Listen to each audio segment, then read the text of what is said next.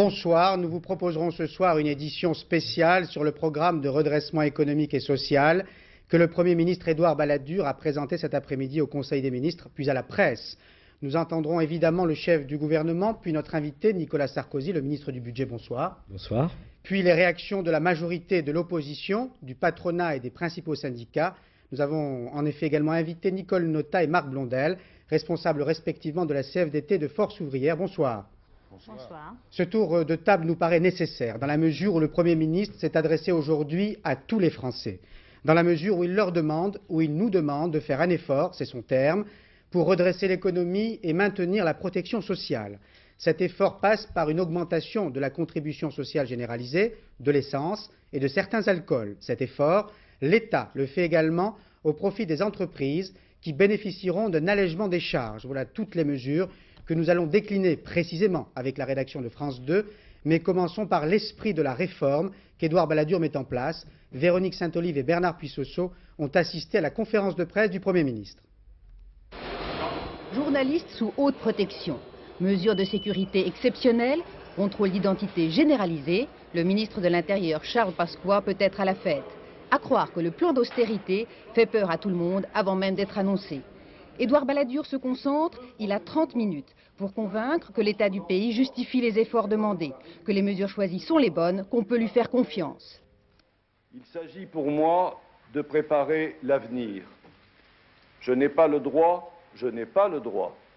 de laisser s'établir une impression de morosité, de laisser gagner un esprit de résignation, voire de découragement. C'est pourquoi, malgré une conjoncture peu favorable, ce programme pose les premières pierres d'un redressement durable. J'en appelle aux efforts de tous, à la volonté de tous. Écuménisme, le Premier ministre veut rassembler tous les Français et s'engager à tout faire pour rétablir l'espoir du redressement. Les ministres qui l'entourent sont graves, l'heure est solennelle, l'ordonnance est délivrée. Il reste maintenant à faire avaler la potion, elle est amère. Et la capacité d'endurance des Français reste à définir. Allons maintenant dans le vif du sujet et regardons avec Elisabeth Esley ce qui est demandé aux ménages français.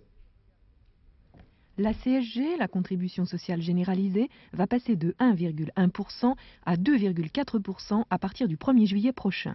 La hausse supplémentaire sera déductible des impôts avec un plafonnement pour éviter de trop favoriser les hauts revenus. Cette hausse de 1,3 point de la CSG devrait rapporter 50 milliards de francs par an au régime général de la sécurité sociale. Augmentation aussi des taxes sur l'essence, le litre de carburant va coûter 28 centimes de plus et sur les alcools plus 16%. Ces deux hausses confondues rapporteront 18 milliards de francs par an à l'État. Retraite, dépôt d'un projet de loi dès la session de printemps pour les indexer sur les prix au cours des 5 prochaines années. Mais pas de décision sur l'allongement des durées de cotisation ni sur les périodes de référence pour le calcul des pensions. Des négociations vont s'engager sur ces deux points avec professionnels et syndicats. La relance, c'est aussi un meilleur financement des entreprises. Les particuliers peuvent y contribuer en se tournant davantage vers l'épargne en actions à long terme. Grâce à des exonérations sur les plus-values, le gouvernement va les encourager à transférer leur SICAV monétaire vers les plans d'épargne en actions. La mesure la plus spectaculaire, l'augmentation de la contribution sociale généralisée, elle passe de 1,1% à 2,4%. Ève Mété. Je m'appelle René Dupont, je travaille dans une usine de bois. Je gagne 5 756 francs par mois, le SMIC, et j'ai 2 enfants. René Dupont, aujourd'hui, paie 721 francs par an de CSG. Avec le nouveau taux de 2,4%, il paiera désormais 1574 francs. Pouvoir déduire une partie de sa CSG ne le concerne pas, puisqu'il n'est pas imposable sur le revenu. Je m'appelle Émile Durand. Je suis employé dans l'administration et maintenant, avec mon ancienneté, je gagne 10 000 par mois. La CSG d'Émile Durand va passer de 1 254 francs par an à 2 736 francs. Mais il pourra déduire 1 482 francs de son revenu imposable. Je m'appelle Alain Duroy, je suis cadre dans une société informatique. Je gagne 25 000 francs par mois, marié, 2 enfants. Il payait 3 135 francs de CSG par an, il en paiera 6 840. Il déduira 3 705 francs de son revenu imposable parce qu'il est en dessous du plafond. Le montant de CSG déductible est en effet limité à 3 000 francs pour une personne seule, 6 000 francs pour un couple. Moi, je m'appelle Léopold Durieux. J'ai 65 ans. J'ai perdu ma femme, je vis seul et je touche une retraite de 7 000 francs par mois. La CSG de Léopold Durieux va passer de 924 francs par an à 2016 francs. Il déduira 1092 francs de son revenu imposable. Les revenus du capital voient s'appliquer aussi le nouveau taux de CSG de 2,4%. Les abattements demeurent. Par exemple, les plus-values de cession de valeurs mobilières ne sont touchées par la CSG qu'à partir de 325 800 francs par an. Édouard Balladur a avoué au cours de la conférence de presse avoir hésité entre l'augmentation de la CSG et l'augmentation de la TVA. Il a opté pour la première idée. Il dit pourquoi. Que ce soit pour l'État ou pour la sécurité sociale, l'effort demandé est équitablement réparti. Le choix de la CSG est dans les circonstances actuelles celui qui est apparu comme étant le plus juste. La TVA ou les cotisations sociales auraient davantage touché les personnes à revenus modestes. Ainsi, la CSG s'applique aux revenus du capital, mais ne touche pas les chômeurs ou les retraités les plus modestes. Le plafonnement de la déductibilité de la CSG permet de rendre encore plus équitable ce mode de prélèvement. L'effort est également réparti car il profite avant tout aux plus démunis. Sauver la protection sociale, financer les contrats emploi-solidarité qui ne l'étaient pas depuis le mois d'avril, lutter pour l'emploi, c'est concentrer tous les efforts sur ceux de nos concitoyens qui sont les moins favorisés. Toutes ces mesures sont destinées à résorber les déficits des régimes sociaux, mais le gouvernement a également pour objectif de lutter contre le chômage. Édouard Balladur estime d'ailleurs qu'il y a dans notre pays 4 500 000 Français sans travail. Écoutons-le. Aujourd'hui, la situation de l'emploi et des finances publiques est d'une exceptionnelle gravité. 3 éléments illustrent cette situation. Le niveau réel du chômage et de l'exclusion est, il faut le souligner, très élevé. Il y avait fin mars plus de 3 millions de chômeurs inscrits à la NPE. En réalité, chacun le sait, le nombre véritable de personnes sans travail stable approche 4,5 millions. Si l'on pense à tous ceux qui sont en stage de formation, au contrat emploi-solidarité, au temps partiel et au contrat à durée indéterminée. L'économie française est en ce moment dépourvue de vigueur. De quelle façon le gouvernement a-t-il l'intention de favoriser l'emploi en allégeant notamment les charges des entreprises? Éric Monnier. C'était une particularité française. Jusqu'à présent, l'État s'accordait 1 mois pour rembourser aux entreprises la TVA qu'elles avaient payée pour l'achat de leurs fournitures. Ce délai est supprimé, ce qui va améliorer la trésorerie de quelques 2 millions d'entreprises en France. Coût pour l'État, 11 milliards de francs la première année. Le gouvernement a aussi décidé d'exonérer ces mêmes entreprises des allocations familiales pour les salaires proches du SMIC. C'est l'État qui payera la note à leur place, 10 milliards de francs. Cette mesure devrait permettre aux sociétés une économie de 300 francs par mois et par salarié. Cela n'a l'air de rien, mais le gouvernement en espère beaucoup, 50 000 emplois créés. Édouard Balladur a annoncé aussi un effort particulier en faveur des transmissions d'entreprises. Les droits sur les cessions de fonds de commerce aux héritiers seront allégés.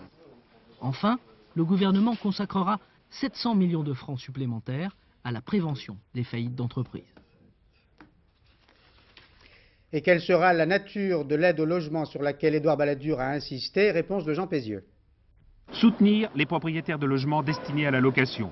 Pour atteindre cet objectif, le gouvernement a pris la première mesure demandée par les professionnels, la possibilité de déduire le déficit foncier du revenu global. La déduction sera plafonnée afin de favoriser surtout les petits propriétaires qui manquent d'argent pour entretenir leur logement.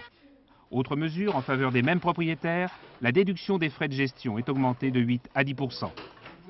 Une disposition nouvelle est prise en faveur de ceux qui achètent pour se loger entre le 1er juillet 1993 et le 1er juillet 1994.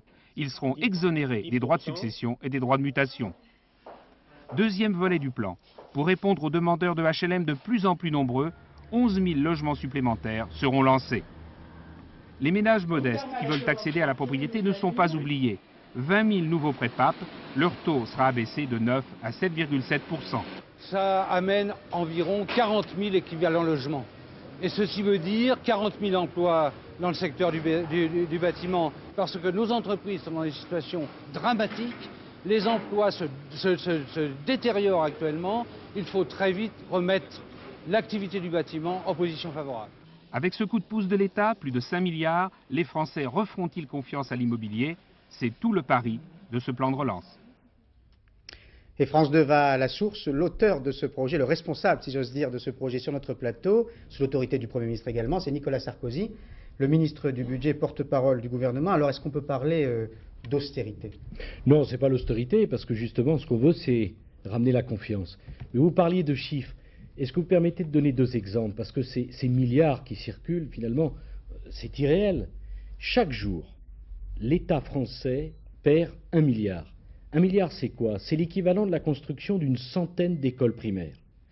Et le déficit de la sécurité sociale dont vous avez parlé, savez-vous ce qu'il représente? Le déficit total du régime général de sécurité sociale, c'est 1 mois de prestations. Cela voudrait dire, tiens, que si on ne faisait rien, on serait obligé d'expliquer aux Français que pendant 1 mois, on ne peut pas payer les retraites, on ne peut pas payer les remboursements de maladie, on ne peut plus faire face au paiement des allocations. C'est cela que nous avons voulu arrêter. Nous sommes ici, Paul Amar, pour faire notre devoir. Et notre devoir nous conduit à prendre des décisions difficiles. Il y a des déficits de l'État, il y a des déficits du régime général de la sécurité sociale. Il faut sauver les acquis sociaux. Et pour cela, il fallait prendre ces décisions. Donc vous demandez aux Français de faire aussi leur devoir, c'est-à-dire de payer un peu plus d'impôts, notamment la CSG, jusqu'à quand? Je veux dire, est-ce que c'est un point de non-retour? Est-ce que c'est irréversible? Ou est-ce qu'il y aura un moment où on verra plus clair? D'abord, pourquoi on a choisi la CSG? On aurait pu aussi choisir la TVA. La question s'est posée. Nous avons choisi la CSG parce qu'il nous semblait que c'était la forme d'impôt la moins pénalisante pour la croissance. Et que par ailleurs, c'était également la plus juste socialement. Si on augmente la TVA, qu'est-ce qui se passe? Ce sont les plus petits qui sont davantage pénalisés. Or, le Premier ministre souhaitait que l'effort demandé aux Français, à situation exceptionnelle, mesure exceptionnelle, que cet effort soit le plus équitablement réparti. Jusqu'à quand? Dès que l'état des finances publiques le permettra, nous reviendrons sur ces augmentations. C'est-à-dire, j'imagine que vous avez anticipé, enfin, que vous essayez. Bien sûr, mais nous ne voulons pas raconter d'histoire aux Français. Qu'est-ce que nous espérons?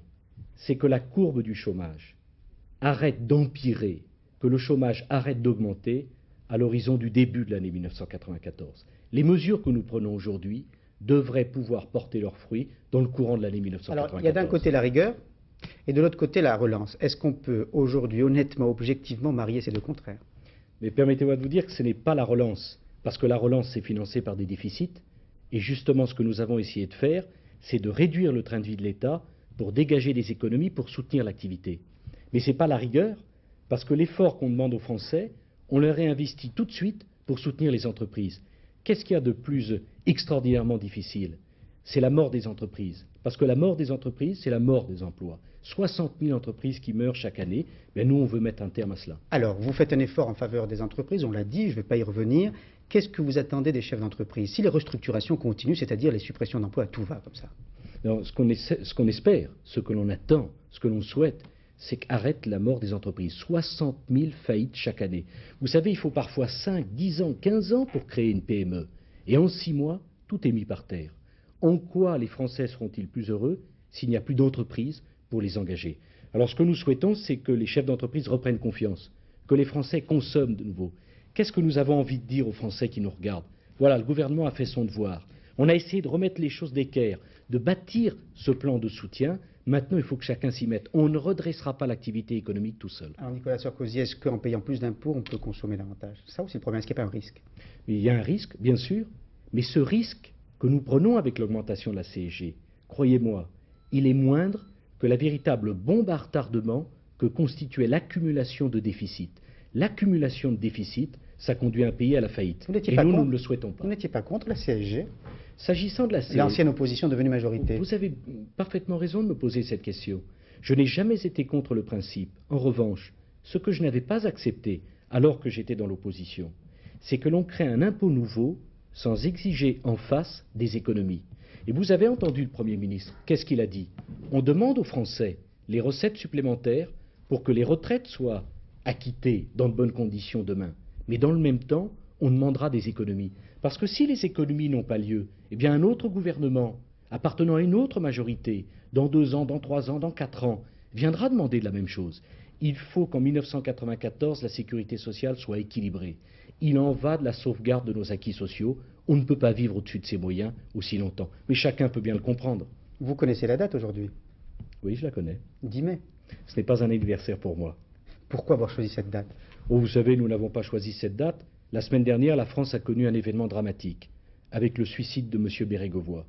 Le Premier ministre a estimé que le minimum de décence voulait que pendant 1 semaine, on respecte la douleur de la famille. C'est la raison pour laquelle nous avons décalé d'1 mois l'annonce de ce plan. Pourquoi lundi? Pourquoi ne pas avoir attendu mercredi prochain, jour traditionnel du Conseil des ministres? Allez bien, vous voyez qu'on n'a pas de fétichisme des dates. Comment a réagi le chef de l'État aujourd'hui? Il n'y a eu aucune réaction. En tout cas, sur le projet de redressement, aucune réaction. Non, il n'y a pas eu de réaction, mais vous savez... Il n'y a pas eu de mots sur les acquis sociaux? Non. Notamment sur la retraite. Je n'ai pas posé la question sur la retraite. On y reviendra avec les syndicalistes. Mais vous savez, Paul Amar, ce que le souhaite le gouvernement, c'est en aucun cas polémiquer. Pourquoi voulez-vous que je vienne ici polémiquer? Les élections ont eu lieu, les Français ont tranché, le débat aujourd'hui est arbitré, ils nous ont confié les responsabilités du gouvernement. Vous savez, Paul Amar, nous on a un devoir, c'est de redresser ce pays, et en tout cas d'essayer de dire la vérité, de faire honnêtement notre devoir. Bien sûr que c'est pas facile, bien sûr que ça sera impopulaire, et pourtant, qui peut nous dire aujourd'hui qu'il y a une autre solution? Qui peut nous dire que demain on pourra continuer à payer les retraites si on ne fait pas ce qu'on a fait? Qui peut nous dire qu'il y avait une autre alternative? Je suis très serein, vous savez, ce soir, tout simplement parce que je crois que le gouvernement a fait son devoir. François Mitterrand a émis des réserves sur le projet de réforme de la Banque de France. Nous y reviendrons tout à l'heure parce que c'est beaucoup plus précis. Ce programme de redressement a déjà suscité des réactions politiques. Jean-Baptiste Prédali a interrogé les membres de la Commission des finances à l'Assemblée nationale. Ce plan d'urgence a réussi à équilibrer l'exigence d'efficacité et l'exigence de justice. Efficacité car il permet de soutenir notre économie, notamment à travers le plan logement, qui, je n'hésite pas à le dire, est de très bonne qualité.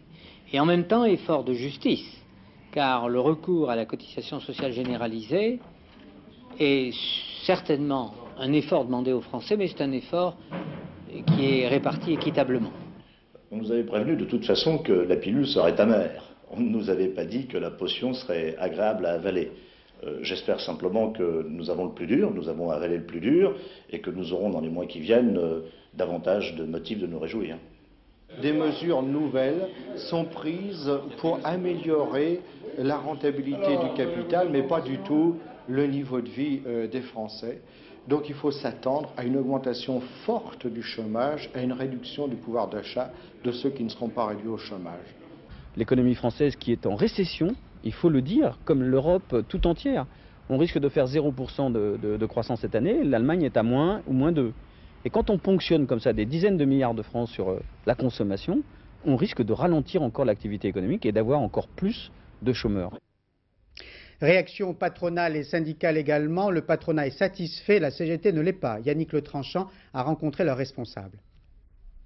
Beaucoup d'entreprises actuellement, notamment des petites entreprises, qui sont à bout de souffle, qui se demandent si elles vont être obligées de fermer ou de licencier à nouveau. Il est incontestable que les mesures qui ont été prises vont différer ces décisions, vont encourager les chefs d'entreprise à résister, à reprendre espoir, et donc on devrait avoir certainement un ralentissement de la diminution de l'emploi du fait de ces mesures. Pour l'heure, on ne peut pas en dire plus. Ce sont essentiellement les salariés, les retraités, les chômeurs qui vont faire les frais des mesures Balladur. Et ça ne va pas dans le sens de l'amélioration de la situation, ça va dans le sens de son aggravation. Puisque ça va peser sur le pouvoir d'achat, ça va peser sur la consommation, ça va conduire à plus de chômage, donc conduire à de nouvelles pressions du patronat et du gouvernement pour dire serrez-vous la ceinture, faites des sacrifices. Je crois que c'est le contraire de faire du neuf. Et nous retrouvons en direct de leurs bureaux respectifs Nicole Notat pour la CFDT, responsable de la CFDT, et Marc Blondel, responsable de Force ouvrière. Bonsoir. Bonsoir. Alors, Nicole Notat, votre réaction à ce projet global, et on entrera dans le détail, et puis Marc Blondel donnera également son avis. À l'évidence, la ponction est rude pour le pouvoir d'achat des salariés et des ménages. la survie de notre protection sociale exigeait un effort exceptionnel. Mais la question que l'on se pose ce soir, c'est de savoir si cet effort ne va pas être gâché et si finalement les résultats attendus vont être à la hauteur de la ponction subie par les salariés et les ménages. En particulier, les entreprises sont aujourd'hui au pied du mur. Elles viennent d'obtenir un allègement de moyens financiers sans précédent. Et il n'est pas possible que le gouvernement leur donne un chèque en blanc, c'est-à-dire fasse confiance à chaque entreprise pour que cela se traduise en emploi. Eh bien, nous exigeons, nous attendons du gouvernement ce soir qu'il obtienne des garanties, qu'il exige des contreparties des entreprises, en particulier par le développement de la formation dans toutes les entreprises, par la réduction du temps de travail. Autant de mesures qui doivent être négociées dans les professions et dans les entreprises, faute de quoi l'emploi ne sera pas automatiquement au rendez-vous et ce ne serait pas supportable. Marc Blondel. Marc Blondel. Oui. Alors, votre avis sur le projet de redressement? Écoutez, oui, ça s'appelle bien un projet de redressement. Moi, je m'attendais à une relance. Il se trouve que c'est un projet de redressement, un projet d'assainissement. Et je dirais que ce projet ne m'incite pas à l'enthousiasme, d'abord parce que les salariés vont payer, quelles que soient leurs conditions, mais aussi parce qu'on fait des accords, ou plus exactement, on incite les employeurs à bloquer les salaires. Je prends l'exemple de l'exonération des allocations familiales qui vont maintenir les salariés au niveau du SMIC, et ce, vraisemblablement, pendant un bon moment. Il va y avoir ce qu'on appelle un effet de seuil. Moi, pour répondre à ce plan, je suis partisan qu'on augmente les salaires. Or, je ne crois pas que la relance de la consommation soit un des éléments de réflexion de l'ensemble. Je le regrette, ça veut dire que ça provoquera des réactions. Alors, Nicolas Sarkozy, vous répondez quoi à Nicole Notat puis à Marc Blondel? Je trouve d'abord que leurs réactions sont parfaitement raisonnables.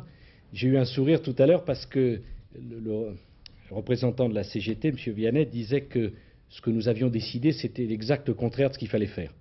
Venant d'un spécialiste de ce qu'il ne faut pas faire, je trouve que c'est plutôt encourageant. S'agissant de Mme Notat, je voudrais lui dire que j'ai bien entendu son message s'adressant aux chefs d'entreprise. Nous allons demander des contreparties aux chefs d'entreprise. Il y a la situation de l'UNEDIC, il faudra bien faire face au déficit. Il y a le développement formidable qu'il faut obtenir de l'apprentissage, de la formation professionnelle. Mais vous savez, il ne s'agit pas de faire des cadeaux aux entreprises. Il s'agit tout simplement de raisonner. Qui est-ce qui crée des emplois, Paul Amar? Ce sont les entreprises. Quand une entreprise meurt, qui sont les premiers à en être pénalisés? Ce sont les salariés. Nous voulons éviter l'hémorragie, la mort des entreprises. Monsieur Blondel... L'augmentation des salaires, c'est pourquoi? Monsieur Blondel a dit qu'il n'était pas enthousiaste, je le comprends. Nous-mêmes, nous ne sommes pas enthousiastes de prendre des mesures difficiles comme cela. Le plan n'était pas fait pour cela, l'augmentation des salaires. Mais comme ça serait formidable de pouvoir augmenter les salaires. Seulement le problème, c'est que nous sommes un gouvernement qui essayons d'être responsables. Et nous ne pouvons pas distribuer de l'argent que nous n'avons pas. Parce que distribuer de l'argent que nous n'avons pas, c'est faire du déficit. C'est endetter la France. La dette de la France a triplé en 3 ans. Est-ce qu'on peut continuer? Vous savez, quand on fait des augmentations de salaire en pariant sur les déficits, qu'est-ce qu'on distribue? Du rêve qui se termine en cauchemar. Nicole Notat et Marc Blondel, vous optez dans l'action pour la protestation ou pour la concertation, un mot qu'a employé Édouard Balladur tout à l'heure. Nicole Notat? Les deux à la fois.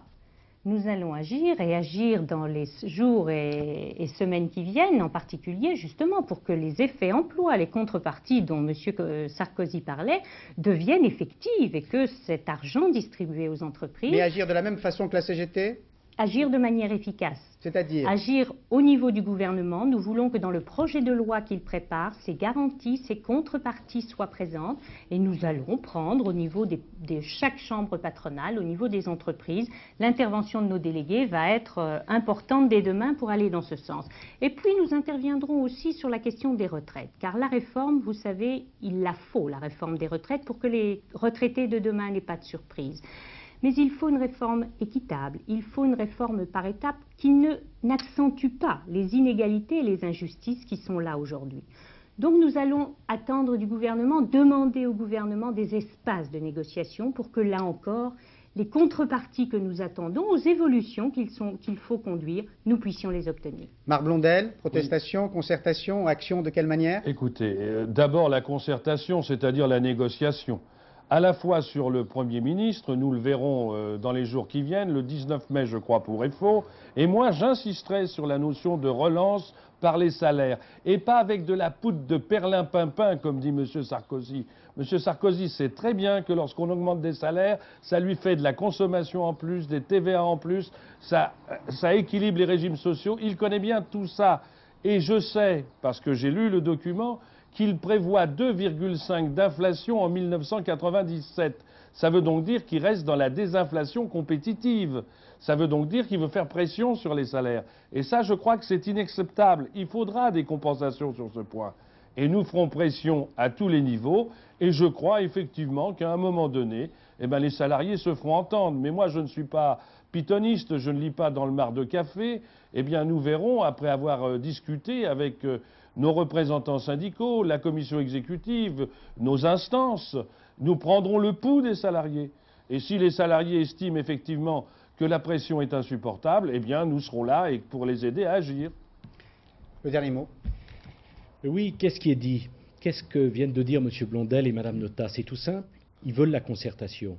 Quel a été le premier rendez-vous du Premier ministre? Rencontrer les dirigeants d'organisations syndicales. Pourquoi? Parce que ce que nous voulons, Paul Amar, ce n'est pas imposer, c'est convaincre. Convaincre que ces mesures difficiles, on ne les prend pas par plaisir. 4 semaines après notre arrivée au pouvoir, il n'y avait pas d'autre solution.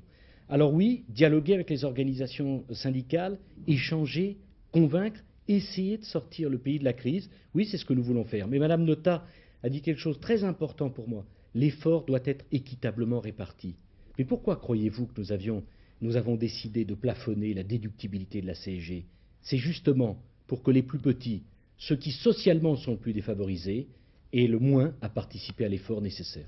Merci Nicole Notat et Marc Blondel pour cette première réaction sur le plateau de France 2 en direct de vos sièges. À bientôt. Édouard Balladur a également présenté en Conseil des ministres le projet de réforme de la Banque de France visant à lui donner une plus grande autonomie. Sophie Jouve en précise le contenu. Chaque jour, plusieurs millions passent entre leurs mains. Elles sont compteuses de billets à la Banque de France. Mais leur banque n'est pas seulement une caverne d'Ali Baba. Sa mission va bien au-delà de l'émission de billets et de la surveillance des réserves d'or. Son gouverneur, Jacques de Larosière, est en fait le chef d'orchestre de la vie monétaire. Un chef d'orchestre dont l'autorité est encore renforcée dans le projet de loi réformant la Banque de France. Nommé en Conseil des ministres pour 6 ans, il sera irrévocable et donc affranchi de la tutelle du gouvernement. Sa mission, assurer la stabilité des prix. Pour cela, il disposera comme par le passé d'une arme terriblement efficace, les taux d'intérêt, ces fameux boutons de réglage de l'économie. Mais c'est toujours au gouvernement qu'appartiendra la décision de dévaluer ou de réévaluer le franc. Le projet de loi dote par ailleurs la Banque de France d'un conseil de la politique monétaire indépendant. À lui de réguler les quantités d'argent en circulation. Lors de son examen devant le Parlement, ce projet de réforme risque de donner lieu à des débats électriques. Rien à voir avec l'atmosphère lambrisée et feutrée de la Banque de France. François Mitterrand est intervenu sur ce point au cours du Conseil des ministres. Le chef de l'État a mis en garde le gouvernement sur la constitutionnalité du projet de loi. Ce texte, a-t-il dit, pourrait être remis en cause s'il n'était pas conforme à la Constitution et à l'avis déjà exprimé par le Conseil constitutionnel. Édouard Balladur, sans vouloir polémiquer publiquement, a répondu indirectement au président à la suite d'une question d'un journaliste cet après-midi. C'est une affaire assez délicate sur le plan juridique, car l'article 20 de la Constitution prévoit que c'est le gouvernement qui détermine et qui conduit la politique de la nation, et ce n'est pas moi qui dirai le contraire. Et il ne peut donc s'agir pour le gouvernement de renoncer à un pouvoir que lui confère la Constitution, sauf par application d'un traité international. Alors la question est de savoir si on peut mettre en œuvre les dispositions nécessaires quelques mois, ou peut-être même davantage, avant que ce traité international ne soit applicable. Nous allons en discuter, Monsieur le ministre de l'Économie et moi-même, et je suis persuadé que nous arriverons à trouver une bonne solution. Alors, est-ce que ce point peut faire l'objet d'une polémique, d'une controverse publique entre le chef de l'État et le gouvernement? Non, il n'y aura pas de controverse. Pourquoi? Nous ne voulons pas bouleverser la Constitution et ne pas respecter la Constitution. Qu'est-ce que nous voulons faire? Nous voulons que les taux d'intérêt baissent. Pourquoi? Parce que les taux d'intérêt qui baissent, ça permet de relancer la consommation. Et parce que des taux d'intérêt qui baissent, ça permet aux entreprises d'investir et donc de gagner des parts de marché. Alors quel est le rapport entre la baisse des taux d'intérêt et l'autonomie de la Banque de France? Bien, c'est tout simple. Si la Banque de France est autonome, nous voulons signifier au monde que les hommes politiques français s'interdisent de toucher à la monnaie pour des raisons électorales. Bref, de faire marcher la planche à billets. Eh bien, si l'Institut d'émission de la monnaie est autonome, c'est une garantie supplémentaire qui est donnée. Et ainsi, les taux d'intérêt pourront baisser. C'est bon pour la consommation, c'est bon pour l'investissement. Mais c'est vrai, si ce n'est pas conforme à la Constitution, ça sera annulé par le Conseil constitutionnel. Donc il faut que ça soit conforme à la Constitution. Merci Nicolas Sarkozy pour toutes ces explications. Voilà tout ce qu'on pouvait dire ce soir sur ce premier acte majeur du gouvernement Balladur. Nous aurons l'occasion d'y revenir demain avec notre invité Michel Rocard. D'autres nouvelles maintenant, avec tout d'abord les obsèques du policier tué dans la nuit de mercredi à jeudi à Paris. Michel Fanien, 48 ans, avait été fauché par un véhicule dont le conducteur refusait de s'arrêter à un contrôle. Charles Pasqua a assisté ce matin à la cérémonie et a demandé l'application rigoureuse de la loi contre ceux qui portent atteinte à la vie des policiers. Le ministre de l'Intérieur s'est ensuite adressé aux 600 commissaires de police réunis aujourd'hui à Paris. Entre le laxisme et l'État policier, a-t-il dit, il y a l'État républicain. Et pour illustrer son propos, Charles Pasqua leur a offert une petite carte que tous les policiers devront désormais avoir sur eux, un code de déontologie de la police nationale. Christophe Tortora. Charles Pasqua entend rendre à la hiérarchie policière ses prérogatives et ses responsabilités. Il l'a annoncé aux 600 commissaires réunis pour la première fois à la Défense. Les prérogatives aujourd'hui, c'est d'avoir su avant la base que dorénavant, tout policier devra porter sur lui un extrait du code de déontologie, code créé en 1986 par Pierre Joxe. Mais avis aux fonctionnaires qui ne le respecteraient pas, les sanctions seront lourdes. Parole de Charles Pasqua. La police doit en effet être exemplaire. Elle ne peut exiger des autres l'application de la loi que si elle est elle-même exempte de tout reproche. Entre le laxisme et l'État policier, il y a tout simplement l'État républicain. C'est sur cette ligne, me semble-t-il, que ce consensus doit être recherché. Pour permettre aux policiers d'effectuer des contrôles d'identité préventifs, le ministre de l'Intérieur a confirmé son intention de faire modifier la loi. Un autre texte sur l'immigration sera présenté au Parlement dans les toutes prochaines semaines. Un autre événement politique se produira demain avec l'ouverture à l'Assemblée nationale du débat sur la réforme du Code de la nationalité. Nous aurons bien sûr l'occasion d'en parler, mais déjà, une première manifestation contre ce projet a eu lieu tout à l'heure à Paris. Éric Lemasson. Sous le soleil de la Bastille, ils ont tenu à marquer le coup. Être là pour un début de mobilisation générale, espère-t-il, mobilisation avant l'adoption annoncée à l'Assemblée de la réforme du Code de la nationalité. MRAP, SOS Racisme, aux côtés d'un bureau politique du PC presque au grand complet, tous unis pour dénoncer ce qu'ils pensent être un remake du film Pasqua des années 86-88. On ne sache pas que la rencontre d'un spermatozoïde et d'un ovule se passe sous le drapeau tricolore. Ils ont des caractéristiques humaines, un point c'est tout. Et quand on est né, qu'on a été élevé, qu'on a été à l'école en France, eh bien, croyez-en mon expérience personnelle, eh bien, on se considère comme français. Être français, automatiquement, si l'on est né en France, même de parents étrangers, c'est la loi depuis 1851. La réforme Pasqua instaurerait la notion de démarche volontaire pour acquérir cette nationalité française. C'est notamment contre cet aspect du projet débattu demain à l'Assemblée que ce soir ils ont chanté sous le soleil de la Bastille. À l'étranger, c'est encore la guerre dans l'ex-Yougoslavie qui fait la une. J'ai dit la guerre, je devrais dire la trêve ce soir. Une trêve conclue entre Croates et musulmans après des combats violents. Jérôme Boni. Le nettoyage ethnique façon croate. Des centaines de civils, musulmans pour la plupart, fuyant leur quartier bombardé, sont emmenés, les hommes à part, vers le stade de foot de Mostar, capitale de l'Herzégovine, où les combats ont été acharnés hier et aujourd'hui entre Croates et musulmans. 400 femmes et enfants sont évacués par autobus vers des secteurs musulmans. Un casque bleu espagnol sur place rappelle que l'ONU a toujours dénoncé les déplacements forcés de populations minoritaires. Mais le travail des observateurs militaires des Nations Unies est difficile. Aujourd'hui, les forces croates leur ont refusé l'accès à Mostar. Pendant toute la durée des combats, les casques bleus ont craint que la trêve fragile, signée il y a 2 semaines dans le reste du pays, soit rompue. Mais l'espoir est revenu en fin d'après-midi avec la signature d'un cessez-le-feu. À l'heure qu'il est, ces combattants croates devraient être rentrés dans leur casernement.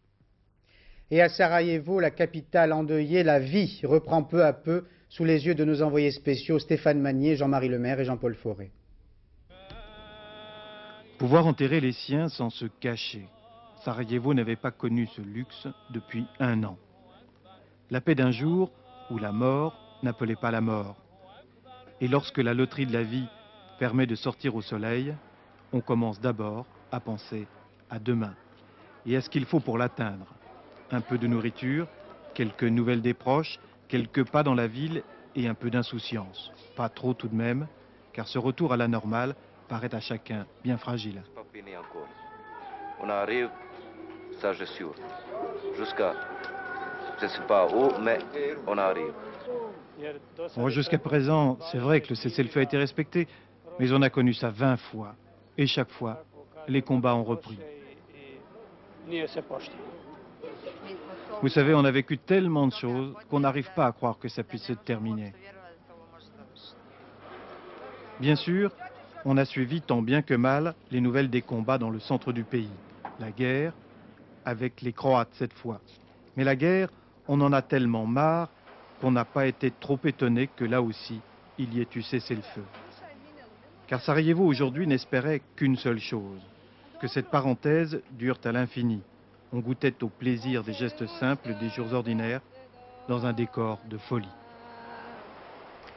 Jean-Paul II termine son voyage en Sicile, un voyage marqué par le sermon destiné à tous ceux qui sont soupçonnés d'avoir des relations coupables avec la mafia. Véronique Tavo. Comme un nouveau défi, c'est à Caltanissetta, un autre bastion, la mafia, que Jean-Paul II a terminé sa visite en Sicile.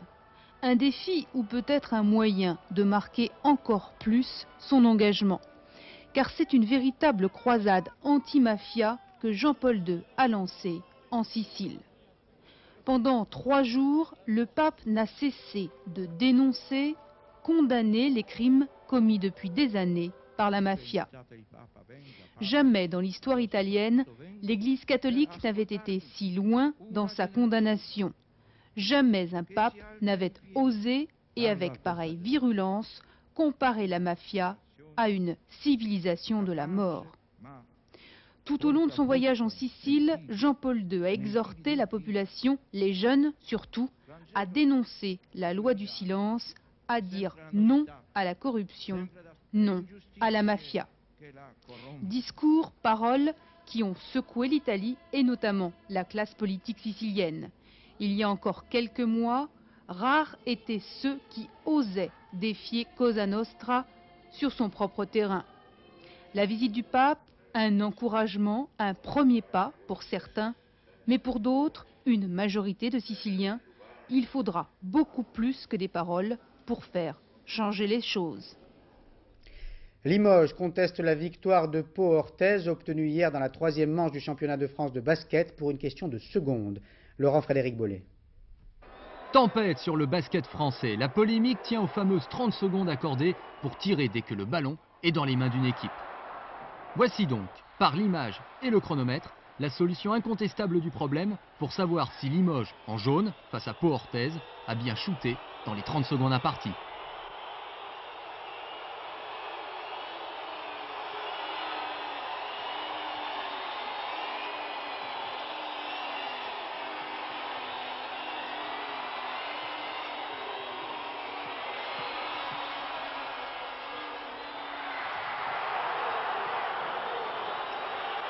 Verdict, les 30 secondes sont apparemment bien dépassées. Limoges aurait donc eu tort de contester et de porter réclamation. Si on ne peut plus gagner à Pau, je crois que toutes les équipes iront plus. Ça me paraît clair. Il faut que l'arbitrage soit correct. De toute façon, la fédération a rejeté aujourd'hui la plainte. Limoges mène toujours 2 victoires à 1. La finale continue dans 2 jours. Et elle sera retransmise sur France 2 mercredi soir au cours d'une soirée tout entière consacrée au sport. Il y aura également du football à partir de 20h10. Cette édition spéciale sur le programme d'Édouard Balladur est terminée. Dans quelques secondes, Sophie Davant vous promettra d'autres éclaircies pour demain. Puis à 20h50 ou un peu plus tard, un film de télévision, Le tremblement de terre de Los Angeles. 22h50, François de Closet vous parlera des images virtuelles, des images fabriquées. À minuit, l'info, le journal avec Catherine Sellac. Et demain matin, 7h50, Gérard Leclerc recevra Alain Madelin, ministre des Entreprises. Bonne soirée sur France 2. À demain 20h. Bonsoir.